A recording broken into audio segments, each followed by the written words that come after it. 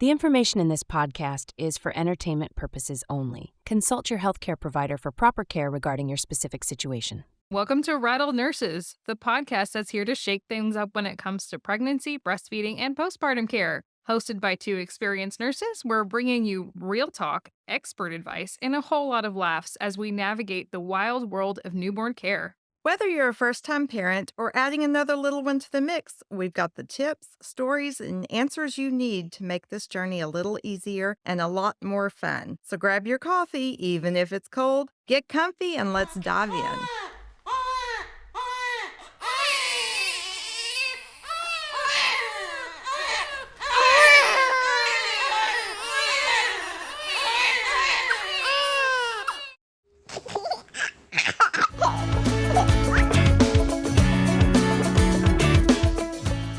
Happy Wednesday. Hi, welcome back. We are now on week 12 of the podcast, and this week we have a special guest with us. Her name is Kaley, and I'm going to introduce you to her in just a moment. But first things first, Kaley, we always do jokes first. Oh, I love it. So we've each got a joke for you, I think. We do. You go first, Sarah. Okay. So actually this one was obtained from our Sunshine and Sarcasm board, which is our board at work that we always either write something funny, write something motivational. Okay, someone else wrote this, but it's still funny. And it's sleep pertaining. Oh, so yay. really love yes, that. I know. Okay, so it is, how do you get an astronaut's baby to fall asleep? I don't know. You rock it. It's so dumb, but it's so cute. You rock it to sleep. All right. You rock it. Well, speaking of dumb, What? Kaley, do you know why the broom was late to class? I don't know. It overswept. It over. So funny. there's a reason why we're doing sleep jokes right now. This is Kaley Medina. She's a certified pediatric sleep consultant and the founder of Live, Love, Sleep. As a mom of two, Kaley knows firsthand how exhausting and overwhelming it can be when your baby or toddler is not sleeping. That's why she's made it her mission to help families get the rest they need. Through one-on-one support, online courses, and in-home consultations, Kaley teaches parents how to help their children fall asleep independently.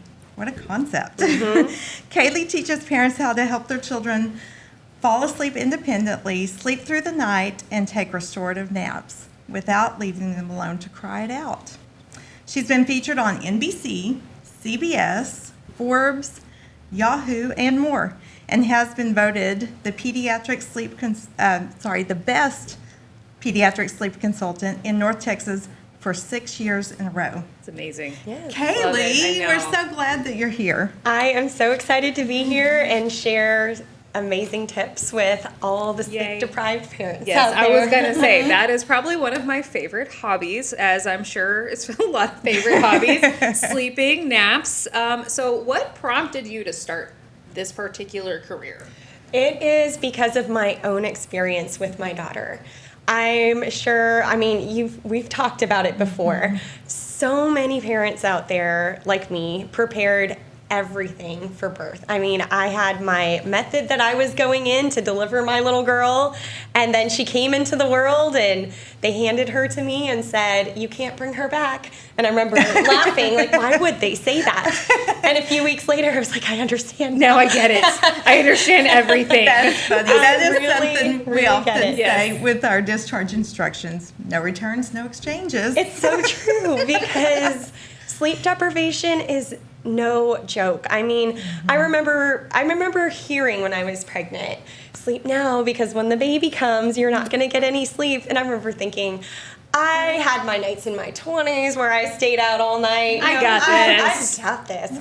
Well, no, it is so different when you have a living being that you are just trying to keep alive, and they want nothing to do with sleep, and the only thing you want in the world is to get a little bit, just a little bit. So yeah, my daughter, she was up 10 times a night, every night, did not nap. She was 6 months old, and we were just on the struggle bus.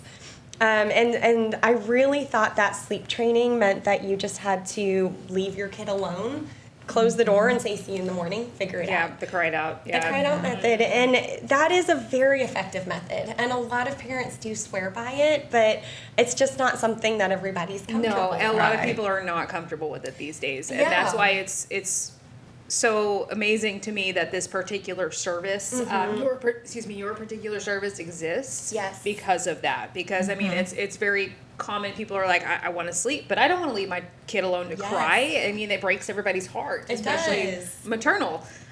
So this is wonderful. Yes, exactly. And I mean, I'll just say within 3 nights, she went from waking up 10 times a night to waking up 1 time for a feed. Amazing. And our lives were just changed forever. I mean, her personality just flourished, and our relationship grew so much. I was a happier person. She was a happier person. My marriage got better. Yes. All the things that go along with it. And now I'm just really excited to be able to bring that sleep to parents all over the world. You know, and it's a good point that you say that she's flourishing to her personality, all that kind of stuff. It's because, you know, we need that sleep. If we're not getting it, we're running on like high cortisol levels all the time, like just constant stress hormones. So we need this sleep. Your kids need the sleep. Your babies need the sleep. They're growing. Their brains are growing. Everything. So we need that regenerative, like deep, good sleep. So yes, sleep is so important for, I mean, humans, but especially for babies and young children. There are so many benefits that go along with getting that great night's sleep and getting those naps during the day as well. I mean, you guys are in the medical profession, you know, you know from that medical perspective how important it is. Just, you think about what are the 3 things that lead to a healthy lifestyle. You've got diet, you've got exercise, and a lot of people forget number 3. It's sleep. Yes. Getting the amount of sleep that you need, it leads to not only that healthier lifestyle, but it can actually affect your child's longevity. When you think about, you know, the day that they're born, how wonderful and long their life is going to be, getting that amount of sleep and giving them that gift of sleep at that young age. Teaching them how to do it. And so they're not constantly in fight mode. Yes. Yep. It is super, super important. So you've got all the medical, you know, things that go along with it, but from the behavioral perspective as well. You think about us as parents, just as humans, when we don't get enough sleep, we are not our best selves, are we? Not nice. So true. So true. A little bit grumpy. Children are that way too. Yes. And especially with toddlers, you know, you're going to have a lot more meltdowns if you're not getting that sleep that they need. And you think about what their job is from that early age all the way through until they're 18 into their 20s. Their number one job is really to be learning, growing. And growing. Yeah, absolutely. And when we sleep, that's actually how our brains remember the information that we learned that day. So as they're in school, as they're really little babies, just picking up new information, you can teach them everything you can during the day, but if they're not getting that restful, restorative sleep, they're not going to be able to recall nearly as much of it the next day. That information is not filed away. Yes. Someone told me that, and I was learning about sleep and memory and things like that. And like when you sleep, that is when your body takes those little packets of information, files them away in your brain, and then you can bring out that little file later on. But if we're not sleeping, that's not happening. It's kind of like sometimes you'll go to bed and then you'll wake up first thing in the morning and immediately an answer to something you were trying to thing that you were thinking about yesterday that you couldn't remember. Yeah, and then you're like, oh my gosh, that's it. That's the answer. That's what it is. Yeah, so that's amazing. So we don't deal with a lot of toddlers, but I know that you've got several methods for your sleep training. Yes. Do you want to describe maybe a couple of those or whatever you want to share with us? Right. Well, so I really break children into 3 different categories when it comes to sleep. I'd consider newborns, ages 0 through about 3 or 4 months old. Yeah. And then you probably have heard of that dreaded 4-month sleep regression. And that's really when babies are getting to that next stage of really being like little miniature adults where their sleep cycles just completely rearrange. Because as newborns, their sleep cycles are just really made up of 2 stages of sleep. It's light sleep and deep sleep. And it's about 50% light, 50% deep sleep. And then what happens around that 3-4 month age range is now they have to go through 4 stages of sleep before they get to REM sleep. Wow. And it completely changes. So what used to work for them as newborns does not necessarily translate once they get a little bit older. And then once we reach closer to the age of 2, now we're in the toddler years. And sometimes children are moving out of the crib and into a big bed, and now they've got all this newfound freedom where they can get out of bed anytime that they want to. Yay! And they will. Yes. Bedtime now takes 2 hours because they have opinions about things too. So, yes, ma'am. Been there. So I kind of think of those methods breaking into those 3 different groups. So starting with newborns, really the most effective kind of methods for that age range, when we think about half of their sleep being light, half of it being that deep sleep, is going to be a good drowsy but awake strategy. Because newborns are just not quite, they don't have they're not developmentally ready yet to be able to actually learn how to self-soothe. Yes. That's what happens around 3-4 months of age. So we cannot just put them down into the crib. And say, okay, cry it out. Yeah, cry it out, figure it out, you've got understand. this. They really don't. So they need a little bit more assistance with, going into their crib. But the way that parents can actually start to establish really good sleep habits from that very, very early age is to be putting them down drowsy, but just slightly awake, so that they can kind of see where they're at when they're falling asleep. Because what happens is, when babies fall asleep in their parents' arms, and then you kind of do that slow but gentle transfer into the crib, kind of like a ninja, right? You put them down and back away and please don't wake up. And then they complete a sleep cycle and kind of look around and realize, wait, this isn't where I was. Or they startle themselves awake. Right, and especially newborns, because they have that startle reflex. And then they open their eyes and they're like, I'm not in mom's and dad's arms anymore. Yeah. And you can imagine that as, an adult. What if you fell asleep in your bed and you woke up in your neighbor's garden? Would you wake up happy, or would you wake up screaming in tears? I think my neighbor would be like, yeah, this tracks. Yeah, okay. They would call my husband and say, come get your wife. She's in my garden. Bring you back to bed. You finish your sleep there. So, babies can wake up really alarmed and upset because things are not the way that they were when they fell asleep. Yes. So starting from that early age to just have them more aware of their surroundings as they're falling asleep can help to establish those really good sleep habits from, just a few weeks in.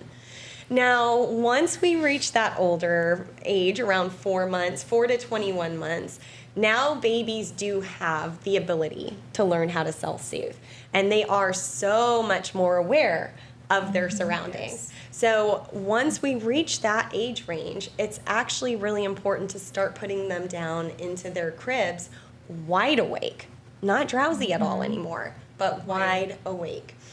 And that's usually when parents will reach out to me because they say, okay, well, what happens next when I put them in the crib? Because they're not going to be happy about it. And, it's true because you're making a big change. Yes. Unless you are able to get started from that early age. And, maybe they don't have too many sleep associations at that point and they are able to, just go into their crib and kind of figure it out and fall asleep no problem. And this is the time frame, right, where it's they start getting more separation anxiety. So you go from they can actually learn how to get themselves to sleep. Yes. But they don't want to. Yes. So it's a fun catch-22. Yep. And okay, now we're going to be on our own, but let's learn how to do that. Exactly. So, okay. Yep. Right That's around, hard. I'd say like 6 to 8 months is when we Okay. start to get into some separation anxiety there. Okay. So sometimes I've even had babies sleep just fine as newborns. They go through that 4-month regression, they're still doing great, but then that separation anxiety sets And then they're in. like, no, it's time to change. I don't want this.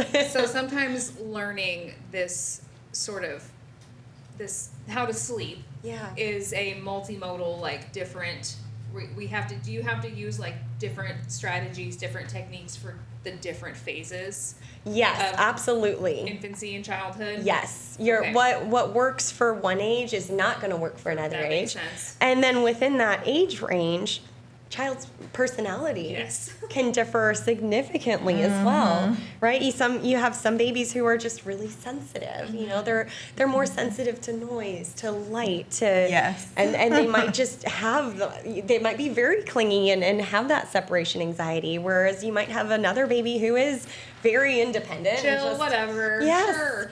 So a strategy for one is not necessarily going to work as well for another one.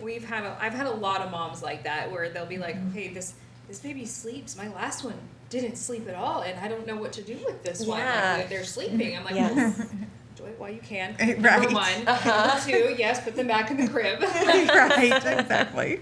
I know, it's crazy within families just how siblings Yes. can be so different. I've had parents who have had 4 kids and they're on baby number 5 and said, I can't believe we didn't need your help with the last 4, but this one is just so different. Help this one. Yes. This one's has a different personality. I need help. Yes. And then once we reach those toddler years, like we were talking about earlier, they are just gaining more independence. And they're going to start to test a lot of the boundaries that their parents set.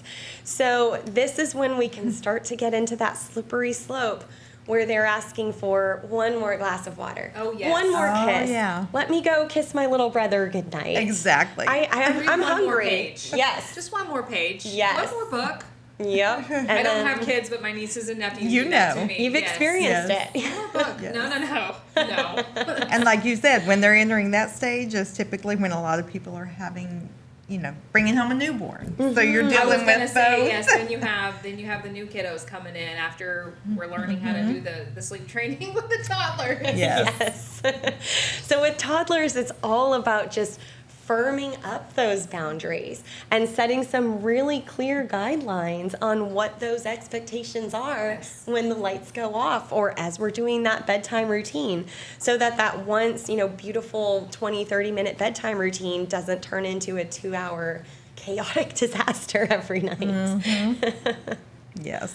Yeah. So is there as far as like bedtimes, would you say like there's a certain time that you should put your baby to bed every night? Does it need to be the exact same routine every time? That's a really great question. So you'd be surprised at how early children, they do really well with that earlier bedtime.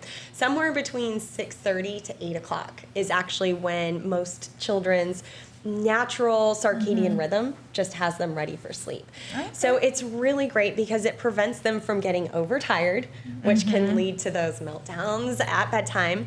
And it gives parents that opportunity to be able to lay their kid down and maybe have a few hours. Be themselves. Yes. Which is, it's so important to have Need that time. It really the mom, is. dad time or whatever. Yes. Yes. Yeah.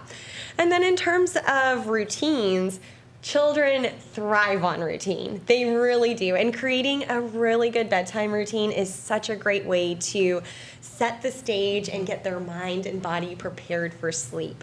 So, a good bedtime routine, it should last somewhere between 20 and 30 minutes. With newborns, that can go on as long as 45 minutes because they're going to need more time to feed, right? Right. It just takes a little bit longer.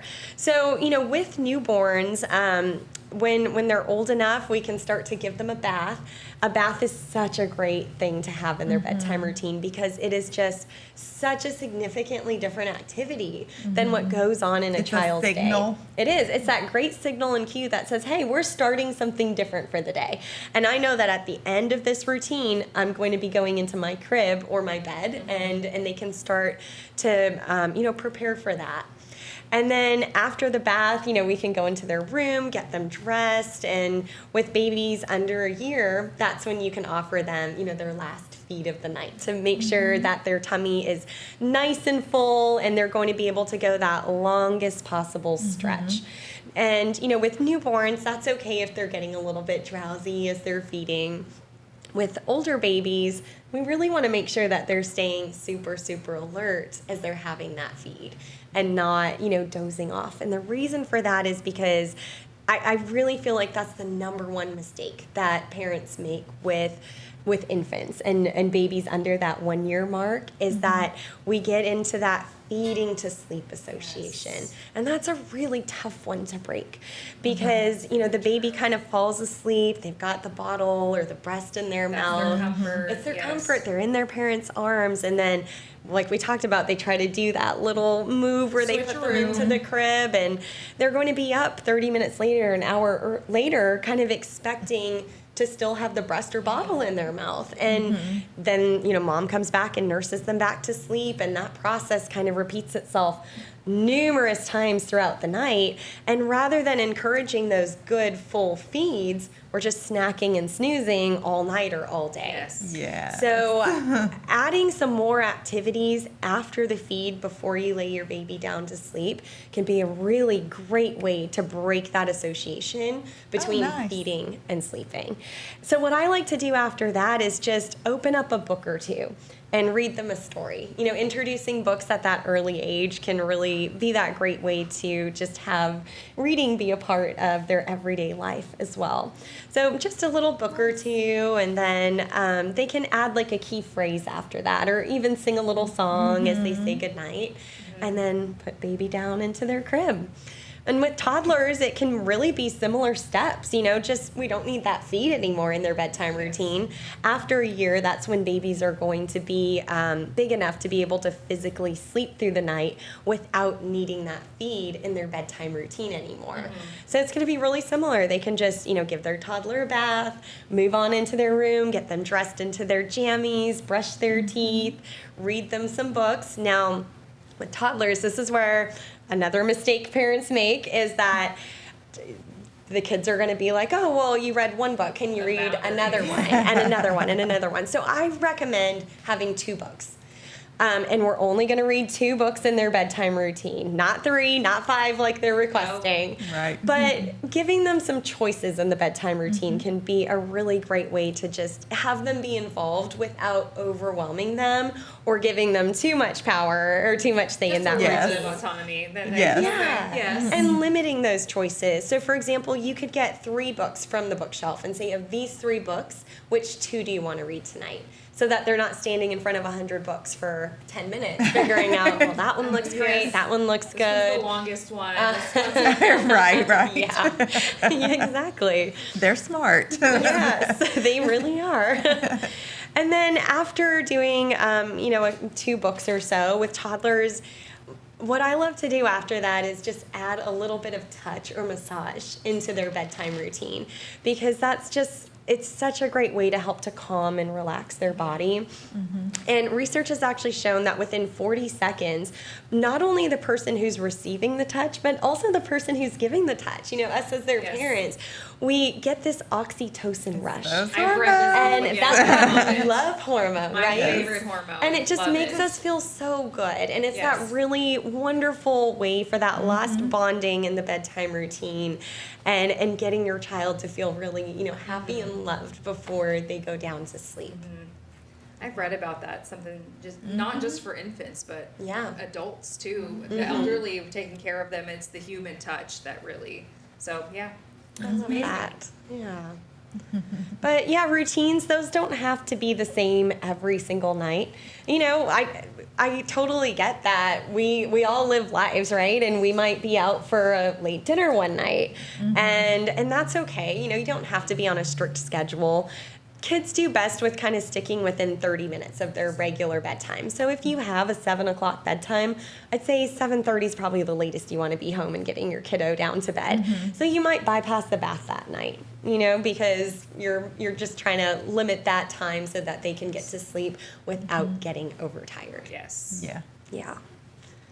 Yeah. Overtired. I'm telling you, when I am too tired, I have trouble falling asleep. Yeah. I can't Isn't it do weird? I was just thinking, I was like, I'm learning a lot of stuff about myself. Like, Well, I mean, I think your body's Yeah. like, okay, so we're trying to stay awake. Yeah. And then, all right, we're going to do this. Okay, we're doing this. Yes, exactly. And hard. I cannot tell you how many parents I've had who have had bad advice. I don't know who it was from, but they said, just keep your baby up all day so that they'll be tired to sleep at night. Oh my gosh, that's miserable for everybody it is. involved. It is. It absolutely is. Your baby is very overtired at that point, and they're going to struggle so much more with falling asleep.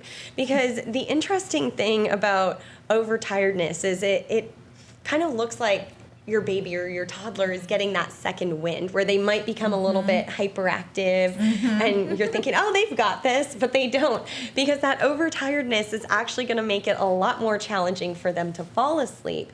And it's going to lead to more nighttime wakings and shorter naps as a result. Yes. So you really want to be putting your child down within their proper awake windows for their age range. Okay. And so how much sleep per night would you say that babies versus toddlers versus us adults need? Yeah. So babies through toddlers, they all need somewhere between 11 to 12 hours of sleep Lucky. at night. Wow. Isn't that crazy? 11 Lucky. to 12 hours. And that is just at love night. that. That does not even include The their naps. naps during the day. Little kids are very sleepy creatures. They need a lot of sleep in their day. They got a lot of growing to do. They really do. And so by having that bedtime somewhere between 6:30 to 8 o'clock, that's going to put your morning in a sweet spot as well. Waking up somewhere between, 6 to 8 in the morning where you're not having those really early mornings starting the day. Crack of dawn. Yes. Yeah, Why are 4 you or up 5 right o'clock now? in the morning. Exactly. And then that starts to wean off, once they get into elementary school. Like my kids are 8 and 9 right now, and we're starting to talk about doing more of a 9 o'clock bedtime for my daughter next year, going into 5th grade. And we're like, wait, that was our time. Right. Now we can't watch those Netflix shows anymore. But, as they get a little bit older, we do just need less sleep. And as adults, that kind of trickles off and gets closer to about 8 hours. Okay. So I have another question. If I'm getting you off track, let me know. But No, I love it all. We're bad about that, Kaley. Like, for real. I'll talk sleep or whatever you want to talk about. I'm here for you. I've started hearing this term dream feed Yeah. a lot. So, and I'm not sure I understand exactly what it is. Okay. But so when your baby wakes up to do that one feed during the night, are you wanting them to be the ones waking you up, or do you go in and kind of That is catch a them to wonderful wake them up question. before they get too wide awake? Yes. So let's talk about what a dream feed is first. Okay. So a dream feed is when you actually go in to feed your baby while they are still asleep, or just gently wake them up. That's what to I was feed them. thinking. But So the reason why same. some parents would do a dream feed is because they want to, maybe you get your baby down around 7 o'clock at night, but you're not ready for bed until 10 o'clock.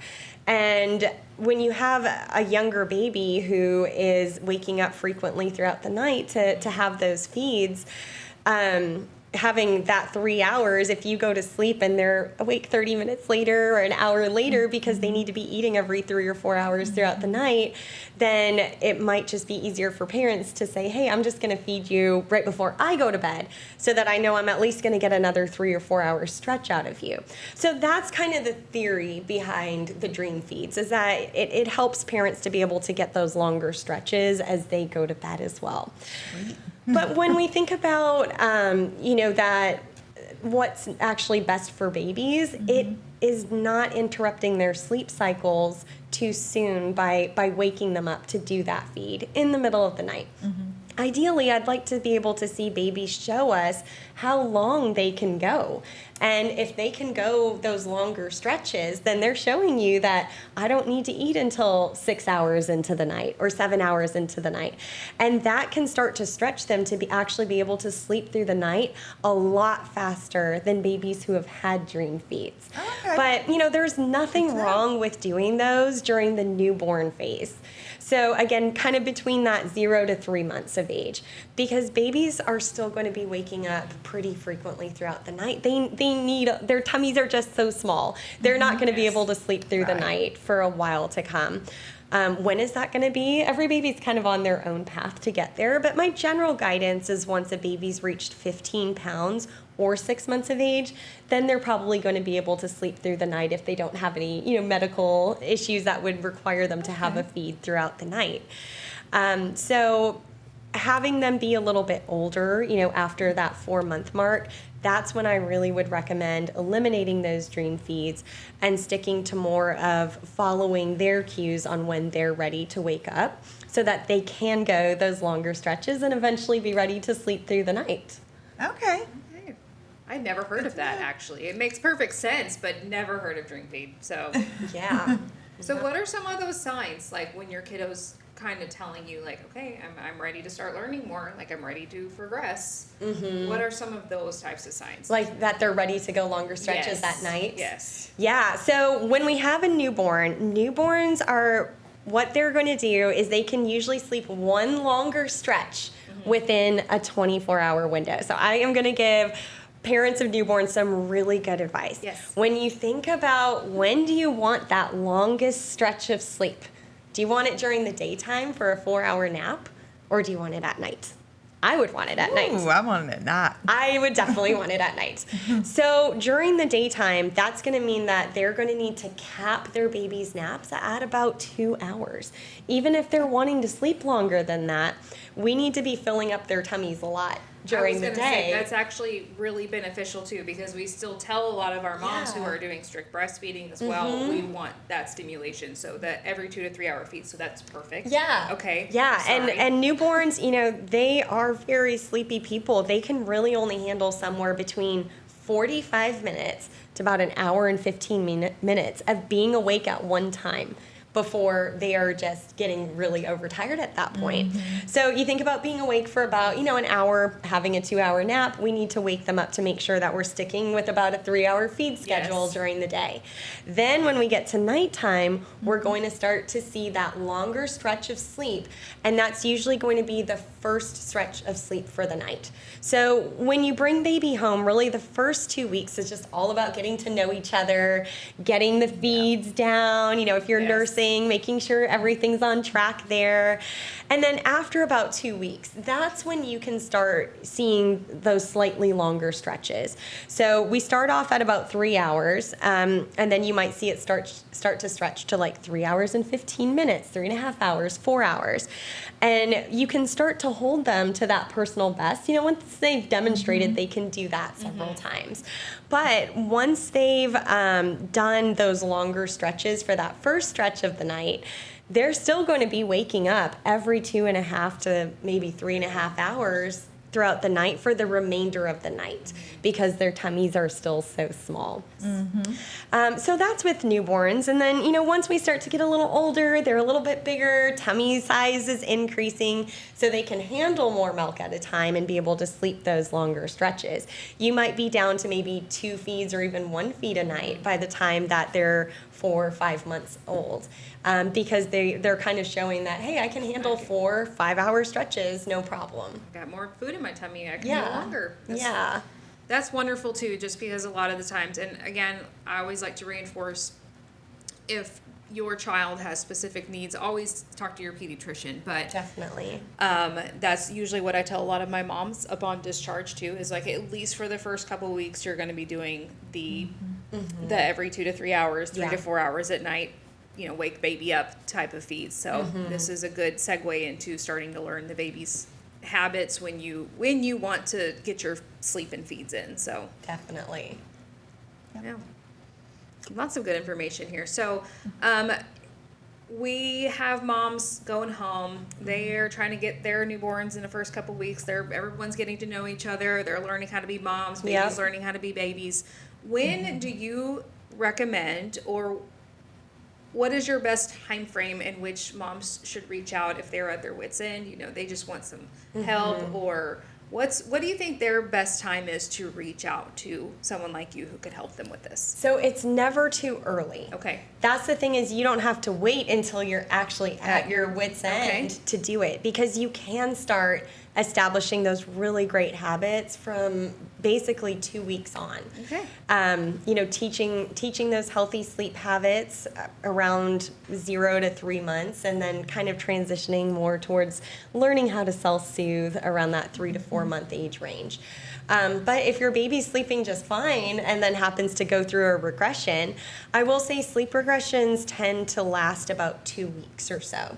And a sleep regression is just really when a baby is going through a big developmental milestone, like that big one around 4 months where their sleep cycles are changing. Maybe around 6-8 months when they're starting to have that separation anxiety. They're learning how to be able to sit up, pull up on things. A year, they're starting to learn how to walk. 18 months, they're learning how to talk and make all these different sounds.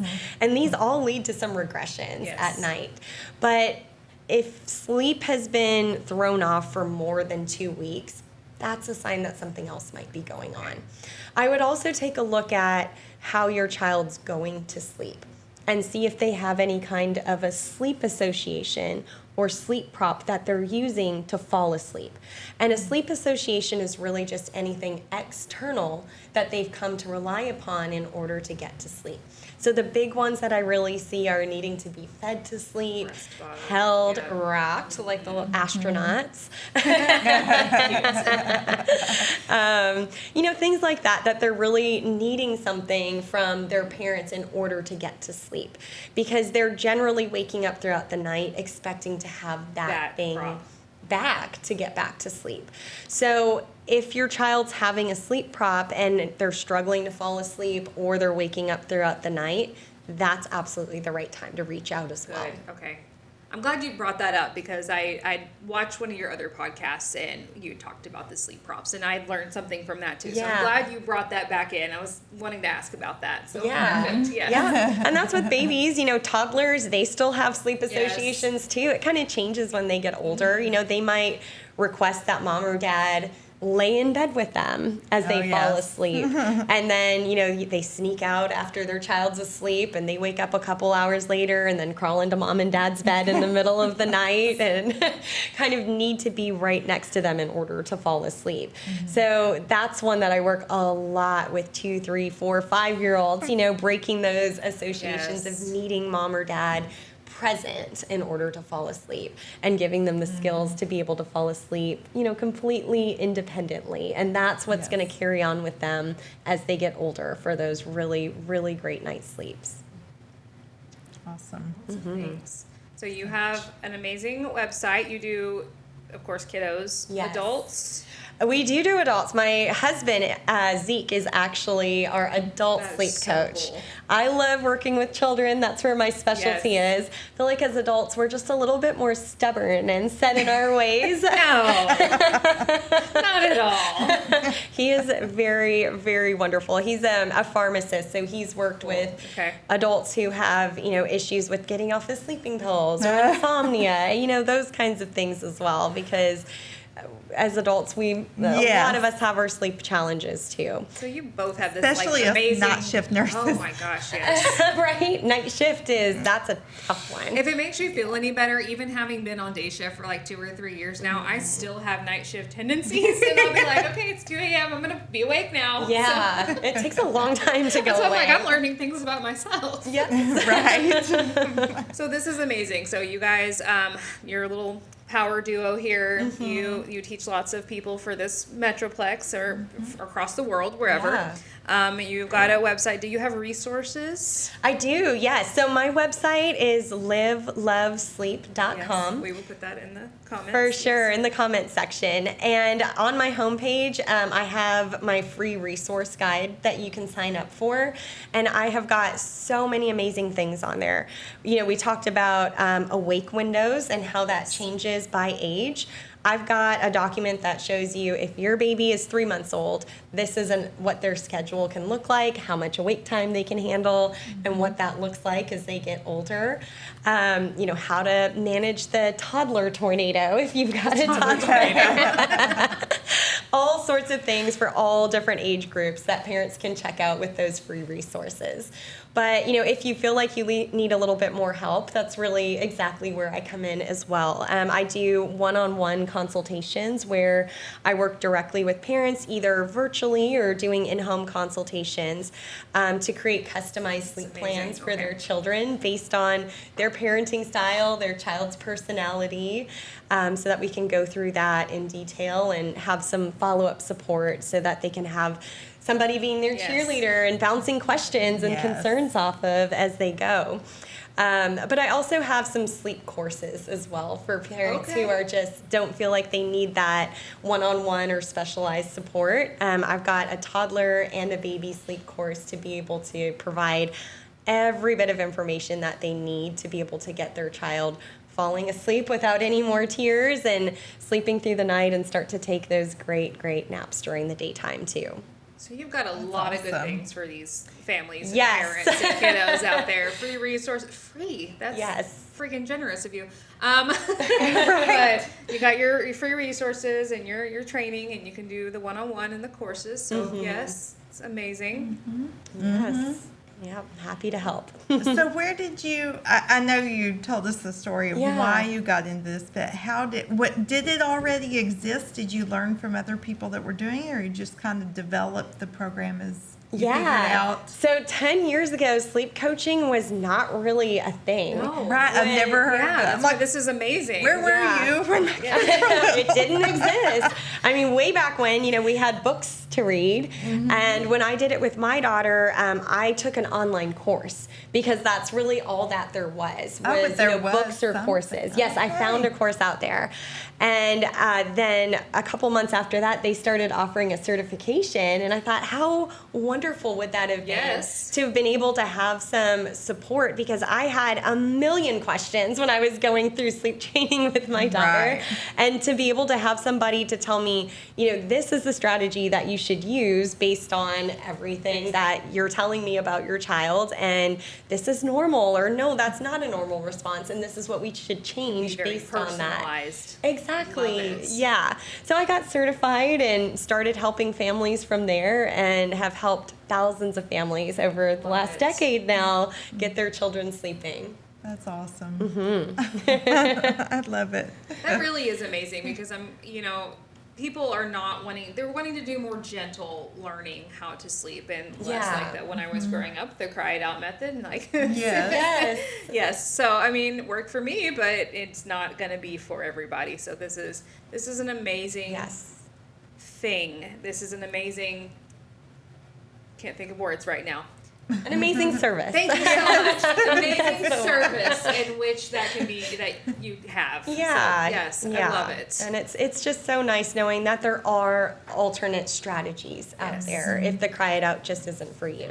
And again, there's nothing wrong with it if you feel like that is the right strategy. But I just want parents to know that you can absolutely do this without leaving your child to, cry it out alone without responding to them.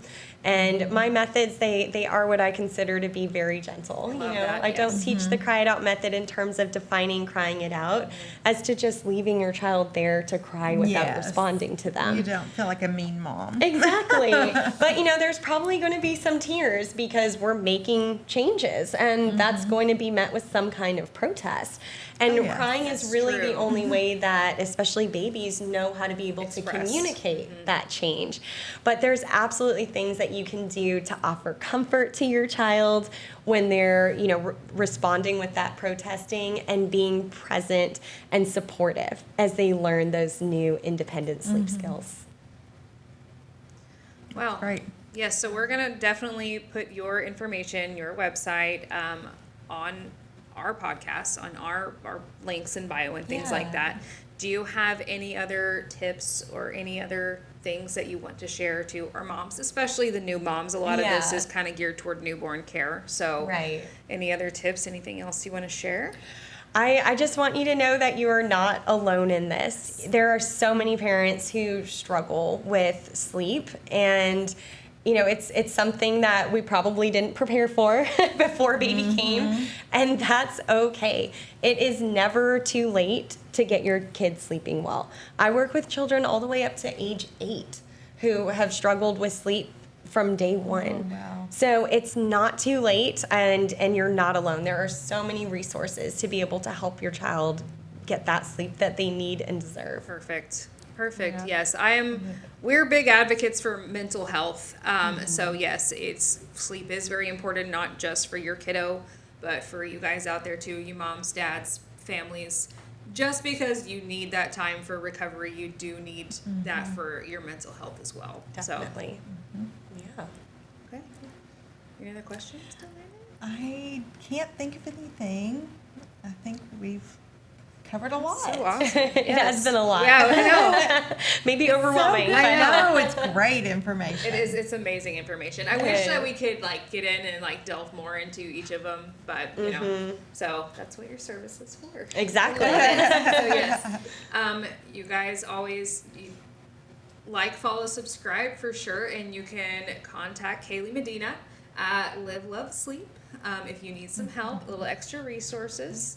And like I said, we'll post those things online. Yes, and you do free consultations. Yes. So really that's how parents can reach out, is scheduling, a free sleep evaluation, so that I can get to learn just a little bit more about what's going on with their child's sleep struggles. what exactly the need is. Exactly, and Yeah. just walk through how I can help. Yeah, so you can sign up for those on your website. Yes. With a time and date. Exactly. that you'll connect. Yep, Love it. everything's on the Perfect. homepage. Perfect. I love it. So take advantage of that. For sure. Well, Kaley, we super appreciate you being here. Yeah. We do have a little gift we're going to give you, and so we will give that to you in just a moment. So but yes, kind. So we appreciate you so much. Thank so you thanks for for taking the having time. me. Thanks for taking the time to come out and hang out with us and talk to us about sleep. I loved it. I appreciate you guys having me. Thank you. Can we call you in the future for the potty training episodes? Or Please do. That is another thing that parents might be reaching out for down the road. Your girl Kaley, y'all. Your girl Kaley over here. Got Love you her. covered for potty training too. Keep watching. We'll have her back. Yes. All right. Well, thanks, guys. Have a wonderful night. Bye. Thank you for listening today. The Rattled Nurses podcast is not intended to provide medical advice. It is not endorsed by our employer, and we are not speaking on behalf of our employer. Our commentary and stories are our own. Also, on a serious note, we want you to know that if you are feeling blue or depressed, it is okay. You're not alone, and there is always someone to reach out to. You can call the National Maternal Mental Health Hotline at 1-833-TLC-MAMA, or text the crisis line. Text HOME, HOME, to 741-741. Remember, you're doing a great job. Now go warm up your coffee.